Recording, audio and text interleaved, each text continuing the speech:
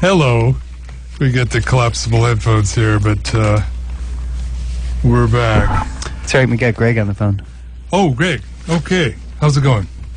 Hi, good. I'm a fan of your writing. Thank you. I'm Thank sorry you to very bring up such an old news story, but I couldn't find anything that you said about the topic, and it seems relevant to your interest, so I thought I would bring up Travis the chimp. Do you remember him? I don't. Well, he was a highly domesticated chimpanzee who lived in a suburban home in Stamford, Connecticut. Oh, yeah. Oh. And he was raised just like a human child starting from the week he was born. By the time that he was 14 years old, which would be somewhere around age 20 in human years, Uh-huh. he slept in a bed, he took his own baths, he dressed himself, he brushed his teeth with an electric toothbrush. Really? When was this? Well, this happened in early 2009. Oh. Oh. Uh-huh. He ate his meals at a table and enjoyed human foods like ice cream. And he used a remote control to watch television and liked baseball games. And he even used a computer to look at pictures on the internet. Huh. And it goes without saying that Travis was very overweight. He was 200 pounds when he should have been around the low hundreds. Mm-hmm. And he was actually taking Xanax. Amazing. I couldn't find any information about why he was taking it, but it just seems to say a lot that he was giving it at all. And basically, I think Travis wasn't really any different than a mentally handicapped human child. But anyway, one day in February 2009, he was acting very agitated, and at some point grabbed his owner's car keys, went outside and started beeping from car to car, apparently wanting to go for a car ride. And he was acting very aggressively, so his owner called her friend over to get her to help him to calm down and go back inside. And once she arrived, he immediately attacked her, and his owner tried to stop him, but couldn't, and she even resorted to stabbing him with a knife, but nothing worked. And she said that after she stabbed him, he looked at her as if to say, "Why'd you do that to me, Mom?" Because apparently that was what their relationship was like, no different than between a human mother and a human child. So after the stabbing, she called the police, who arrived 12 minutes after the attack, at which point her friend was pretty close to dead. And once the cruiser came up, Travis went over to it, tried to open the locked passenger door. He smashed off the side view mirror, went over to the driver's door, opened it, and the cop shot him. He fled back into the house, where he went to his playroom and bled to death.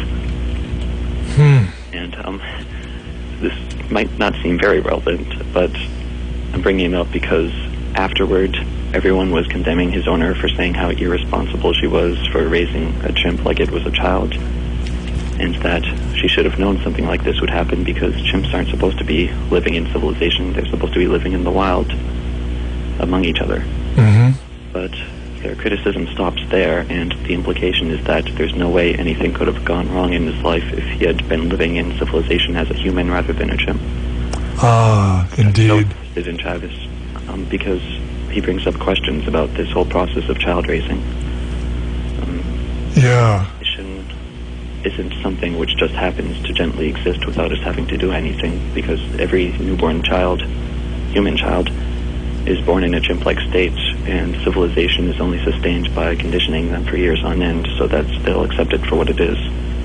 And since we've gone through this conditioning, we can observe a human family raising a human child, and I'm sure that even you have trouble intuitively seeing it as something unnatural.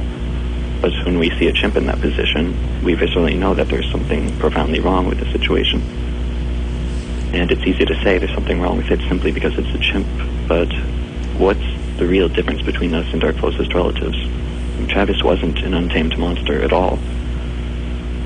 He wasn't just feigning domestication, he was civilized. He was able to integrate into society. He was a chimp actor when he was younger, and his owner drove him around the city frequently in association with her towing business, where he met many different people and got along with everyone. If Travis had been some nasty monster all his life, it would have been widely reported, but to the contrary, it seems like everyone who knew him said how shocked they were that Travis had been so savage, because they knew him as a sweet child. And there were 2 isolated incidents early in his life when he acted aggressively, but summarizing them would take too long, so basically I'll just say that he didn't act really any differently than a human child would, and the people who would use that as an indictment against having chimps live as humans do wouldn't apply the same thing to humans, so it's just kind of irrelevant.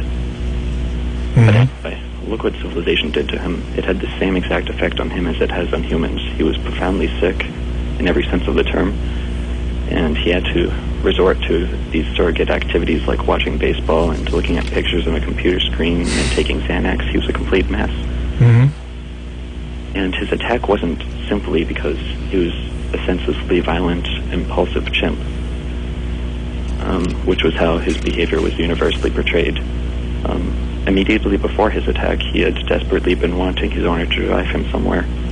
And the best reason I can think of for why he would want that, looking at his entire life, would be that some little thing he experienced was the last straw, and he was overwhelmed by the life that he had, and he wanted to get out of it by changing his environment, and the best way that he knew how to deal with that was by getting his owner to drive him somewhere else. Yeah. And when his owner's friend arrived, he knew that she was trying to coax him back into his life of domestication, and he couldn't handle that, so he attacked her and anyone else who approached him. And dismissing his attack as simply being the senseless, violent impulsiveness of a chimp instead of a human is wishful thinking at best. His attack can be seen entirely parallel to the attacks, random acts of violence that you bring up on your show every week, committed by humans, which the mainstream also has no explanation for. And if he's an actual human, I just don't think it would be such a stretch to say that he very well could have been a teenage mall shooter or something like that. Yeah. And wow. Thank you, Greg. Yeah. That's quite a story. Yeah, that's really apropos, isn't it? Travis the chimp. It's just that I'm a little surprised that I never heard you bring it up at all, because maybe I'm just seeing connections where there aren't any, but... Not, I think not. No, I didn't catch that one. I didn't, maybe I was out of the country or something, I don't know, but I missed it. Thanks very much, man. Thank you. Take Bye. care. Wow, very well articulated, I think.